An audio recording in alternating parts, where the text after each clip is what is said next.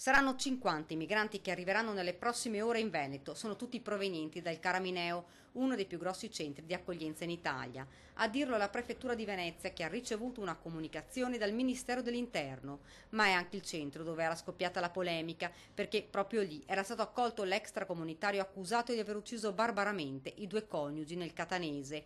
Insomma, tensione su tensione che rischia di degenerare. Ed intanto oggi il tour dei parlamentari veneti del Movimento 5 Stelle ha fatto tappa a Mira all'ostello a colori di Giare. Prima l'incontro dei politici con il prefetto di Venezia, durante il quale è emersa la necessità di un'accoglienza diffusa e una ridistribuzione dei migranti in tutta Europa, non solo. Nei territori è importante che tutti i comuni facciano la propria parte, come state vedendo qui a Mira, per cui un'accoglienza diffusa, piccoli gruppi, in proporzione ovviamente, come dice del tono della legge, alla popolazione del comune. 11 comuni su 44 hanno dato la disponibilità ad accogliere i migranti, ora la situazione potrebbe cambiare. Adesso è stato istituito un protocollo, una cabina di regia in cui si creano e si spingerà affinché ci siano delle quote obbligatorie rispetto a tutti i comuni. A Mira questa mattina la notizia dell'arrivo di altri profughi.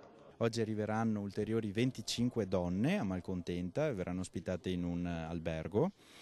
Quando arriveranno anche gli altri porteranno il totale a 140 ospiti a Mira. Eh sì, perché Mira è forse uno dei pochi centri dove non ci sono mai stati problemi di sorta, tutti richiedenti protezione internazionale. Ma di tutte queste richieste il 90% è stato respinto, come ci dice il direttore della cooperativa che gestisce il centro. Attualmente una decina ha avuto risposta alla domanda di protezione inoltrata e 1 su 10 ha avuto l'accettazione, l'accoglimento della domanda, 9 l'hanno vista respinta e è una percentuale che vediamo simile a quella di altre strutture che gestiamo. Intanto da Verona arriva il monito del vescovo Giuseppe Zenti. Migranti, siamo disponibili ad affrontare il problema trovando parrocchie e spazi idonei ad ospitare 3-4 profughi o una famiglia e farli seguire dalla Caritas, dice. Ma dobbiamo considerare anche il problema della disoccupazione. Se ai tanti italiani senza lavoro fossero assicurati come migranti 35 euro al giorno, forse potremmo risolvere qualcosa.